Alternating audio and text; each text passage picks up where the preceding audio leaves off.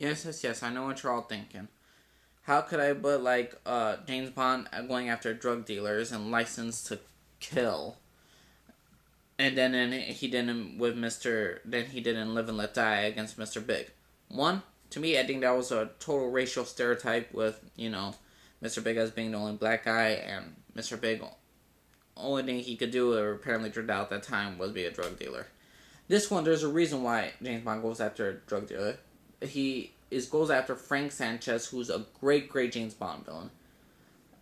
This is what Frank Sanchez does. Well, Felix is gonna be married. Felix, a James Bond supporting character who we all know and love throughout the entire series, and he's basically gonna get married to his wife. And he asks James Bond for a little help getting Frank Sanchez, and they capture Frank Sanchez. Frank Sanchez enough, and when Frank's in jail, he gets out, bribe a couple people, and James Bond during that time of the wedding, James Bond gives him Felix and the wife gives James Bond a lighter. While James is about to leave, Frank Sanchez appears at Felix's house, nearly feeds Felix to a shark, and he says it's nothing personal, it's pure business, and the wife is dead, and James Bond goes over to the house when he realizes something's going on, so he goes over to the house, the wife's dead, and Felix is nearly... I wish they would have killed Felix off. I'm sorry if people love Felix and James Bond, but I think it would have been better if they killed him off. And he was missing parts of part of his leg and all that stuff. And I really wish they could have done a little bit better with certain actors. Now, here's the thing: the supporting character Benito del Toro, whose name is Dario. I enjoyed him as supporting villain. He was great. All the supporting villains were good in this. Basically, this is the ultimate revenge. This is totally dark. James Bond is rejected for his license to kill. He goes out and he went against M orders, and he goes out and tries to kill Frank Sanchez, bring his entire empire down, and destroy everything along with him. He doesn't care what's his body's at stake for. And the only reason why I don't like this better than The Living Daylights is because of one girl, Lope. Lope is a useless James Bond girl. Apparently that's Frank Sanchez's woman. And I don't know why they should just kill her off, or Frank Sanchez does something terrible to her and kill her off, because to me she was useless, and they brought her along for the ride. I enjoyed Q working out and helping James Bond around, and I loved this entire film. I thought the villain depth was awesome. Had to give a good shout out to a good James Bond girl her name is Pam Bauer. I thought she was a great James Bond girl. Overall, I enjoyed this film tremendously. I love this film. 9.2 out of 10. The only reason why it ain't better than License to Kill, which is, ahead, is because of, that one girl a little bit. Alright.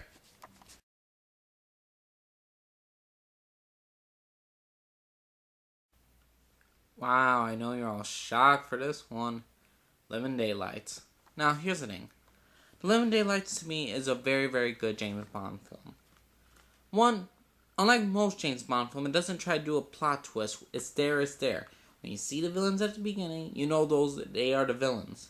There's no twists and turns, not really, in this entire movie.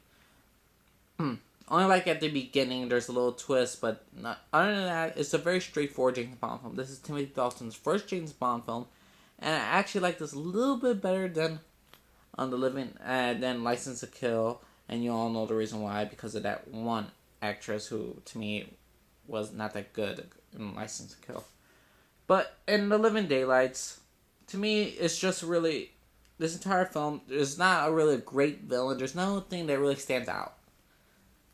There's not really a great villain, but to me, this was one of the better paced James Bond films. The main story in this one, basically a Russian, a Russian general, KGB agent, basically wants to roll over Russia. And basically, his name is General George Koskov. At first, he seems like this helpless guy. Oh, James Bond, thank you for saving me. But he's actually a schemer, and I enjoyed that. Also, there's an American named Brad Whittaker, or Englishman, basically obsessed with past dictators. Basically, guys that ruled over, like Genghis Khan, Hitler in that sense, and he appreciates the main characters, and James Bond's basically trying to bring them down because basically they want to take over certain departments, and he ain't gonna let that happen. And the James Bond girl, her name is Kara Miller. She was used by the Russian general, basically to supposedly kill a guy, and James Bond kill her, but he didn't. And she's not a useless James Bond girl. I love the scenery. I love the plane fight. I love the beginning of this entire film. This entire film had a great beginning. So I really, really love this film. There's nothing really that stands out as like, wow, that's the best of the things. To me, this was such a great start to Timothy Dalton's film, James Bond film, and to me, it was the most straightforward James Bond film. It was brilliantly paced. I actually didn't get bored with this film, and it runs for a good 130 minutes. That's 2 hours and 10 minutes, well, 13 minutes. But overall, I enjoyed this film tremendously. So yeah, I give this entire film a 9.3 out of 10. I actually really enjoyed this movie, which is very surprising. I thought it was going to be bad, but no, Timothy Dalton proves it. I do have to say, though, that Timothy Dalton does not feel like a James Bond actor. He doesn't feel like a James Bond character. He feels more like a James Bond character in License to Kill than Living Daylights. But overall, I enjoyed this film tremendously. I love this film, actually. 9.3 out of 10. Have a good day.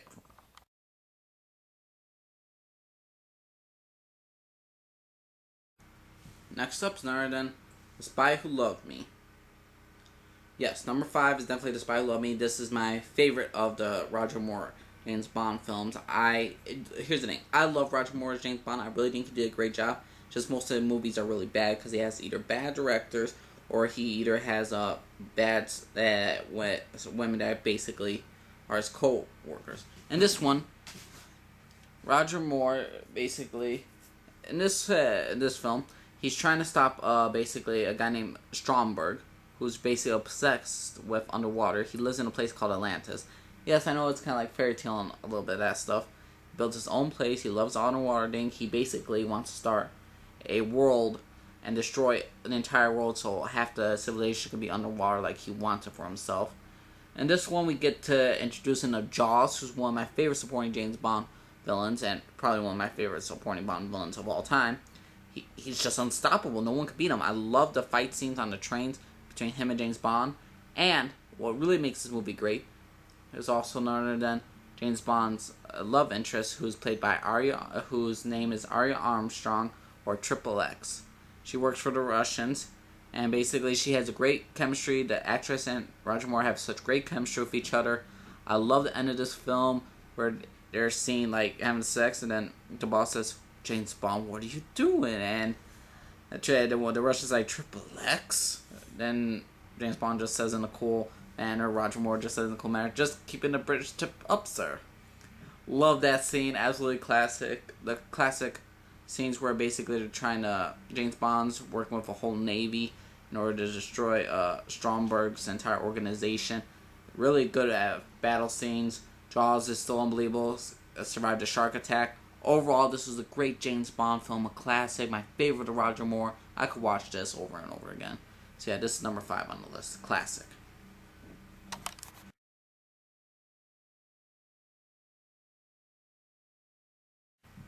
Yes, number 4 is none other than Skyfall. Yeah, okay, don't get me wrong.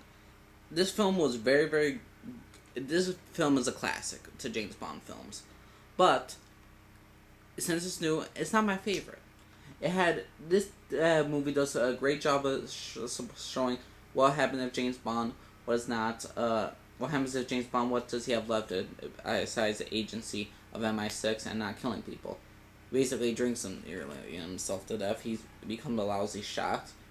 And it really goes a great mixture of, how should I say, old school and new school. They have a old school in a way because they get a new Q, they get a new M, they get a new Money Penny. Some great classic moments. You get the more of James Bond history. Also, the main villain in this one, Silva, who's played by Javier Bardem. He's a great actor. He's from No Country for Old Men. He's a great James Bond villain. Basically, back then, like in the 1970s, he was basically technically like James Bond. He was an MI6 agent working for M, and basically got captured. They didn't do nothing for him. MI6 just left him there to die. He took a cyanide pill, like, ruined his entire face, but he still lived, and he literally became insane that he must. The reason why he survived is I must kill M. I must kill the person who did this to me. And I kind of like this role of like him either being in love with him or something like that. That will kill us both together. He's very suicidal in this sense, which is a step back. The Moneypenny is played by Eve, who was actually the first black Moneypenny. I think she did a great job for a James Bond girl. Really good. I like the new M. Ralph Fiennes in this one. We all know him from Lord Voldemort and the guy from the Red Dragon. And overall, this Bond film did a really great job bringing some classic moments with the old school card coming around, a little bit more Bond's history, like I said, and some new school with the whole gun where you can only use it for a DNA match and all that stuff. Great action scenes, great fight. I kind of wanted this, like, Quantum of Solace. I wanted, like, Dominic Green to be, like, a supporter of, like, to me, Quantum of Solace should have been the next Spectre, and Silva should have been running Spectre, and Dominic Green was like the supporting character that protects Silva, and Silva's really just like going to destroy everything about the MI6, destroy the agency and all that stuff, and I really would have enjoyed that part. I really would have enjoyed seeing that, but since it didn't go that way, I thought it was a great film. I gave this film a 9.5 out of 10. It's a classic. Love this film. And so yeah, number 4 on the list.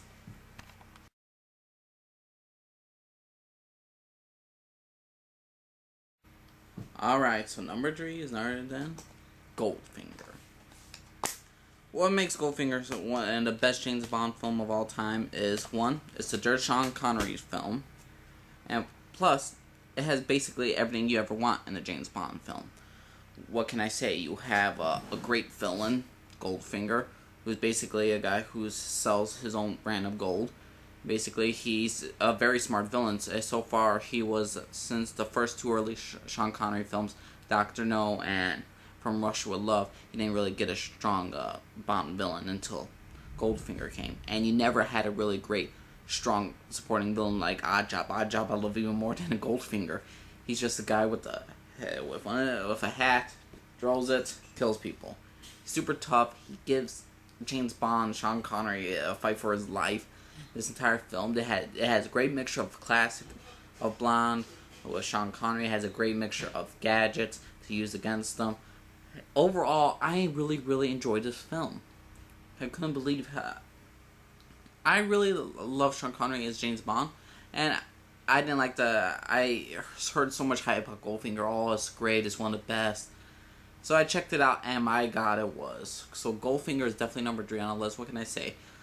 Great Bond girls, don't get me wrong. I like Pussy Galore. I just wish she didn't, how should I say, suck up to Bond at the end, because she wasn't really a first Bond villain girl. And that's why I'm a little disappointed in her in that sense. But overall, I enjoy her character tremendously, and this story takes a step back from Spectre, the organization. And this one is just all about Goldfinger, Oddjob, Pussy Galore, James Bond trying out with them, and it's just a classic Bond film. So yeah, it's number 3 on the list. My favorite Sean Connery film. Check it out.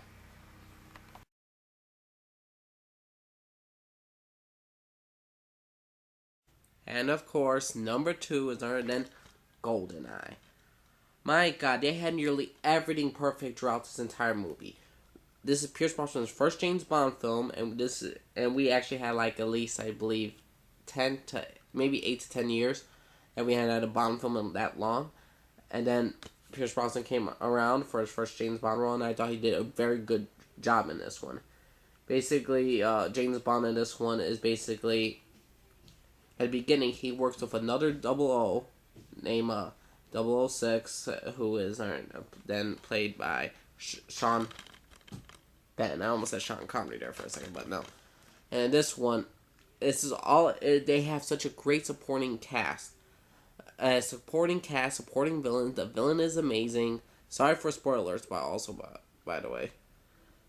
This one, James Bond is trying to stop a former 00, who is Sean Penn's character, who is 006, who is Alex Trevelyan, and by far he's my favorite James Bond villain. His history is because the British betrayed his family got them massacred by Stalin during World War II. He's grown up to be an assassin working for the agency like James Bond is, and he's getting revenge for his family and putting England back in the Stone Age and taking all their money and bringing them down their economy and everything. And that's a great plot. The plot is solid as heck. Great supporting villains. You have Xena Alphatop, who kills people with her dyes. My gosh, she's a great supporting Bond girl.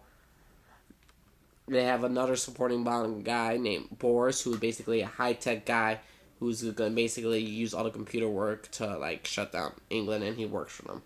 He's also Russian.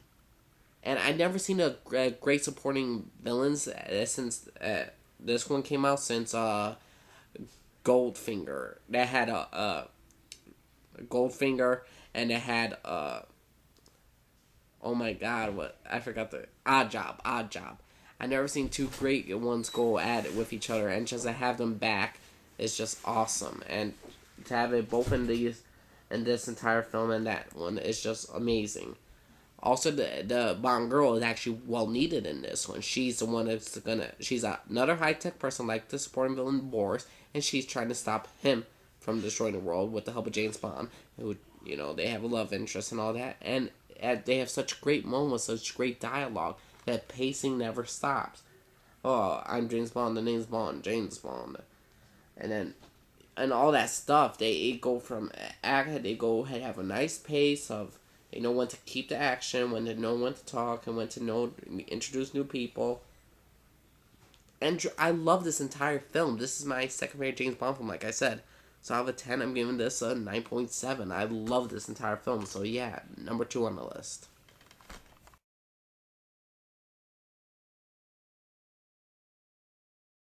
Now, number 1 is, of course, Casino Royale. This is actually Daniel Craig's first appearance as James Bond, and he took the place of Pierce Brosnan, and the same person who made GoldenEye, which is my number 2 spot, also made Casino Royale. So I love the director who made it. He knows when to pace these entire films. Same thing like in GoldenEye, he knows how to pace this film. He started off with a good action scene throughout this, some good dialogue, some introducing characters, then killing off characters, action, and then it's really good. It's really greatly paced, this entire film, just like GoldenEye.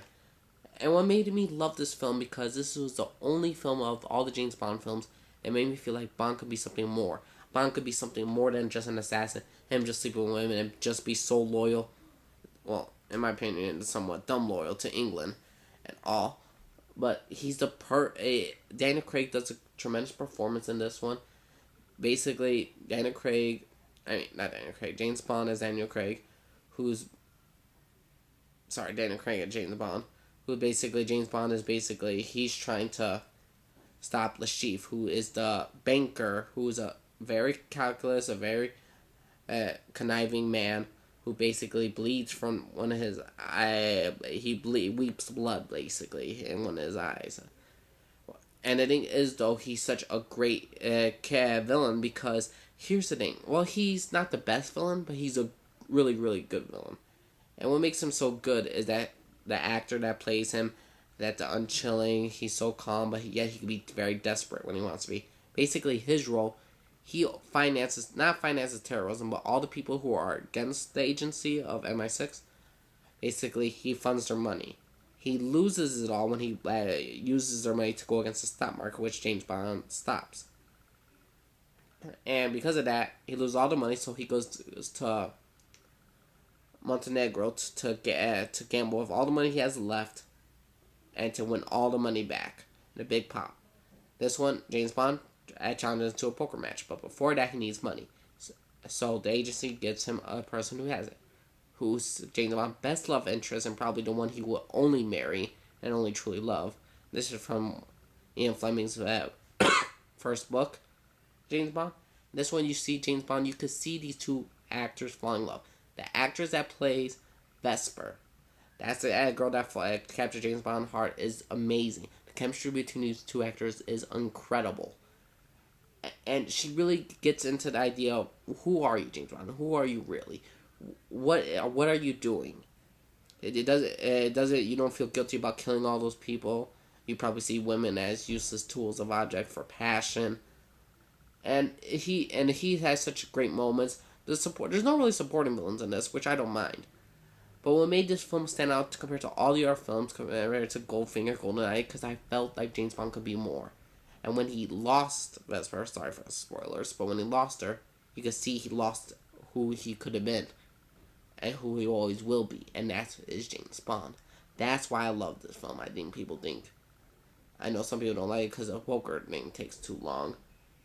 Here's the thing, we need more dialogue, like I always say in my reviews. The story, the plot is good, but really sold us, like I said, was the chemistry between Daniel Craig and Ava Green as James Bond and Vesper. Sold that, a good calculus villain, the pacing was awesome, just like in GoldenEye, so that's why it's number 1. But GoldenEye is number 2, and they're very close films. I love them both, but out of 10, I'm giving this 9.8 out of 10.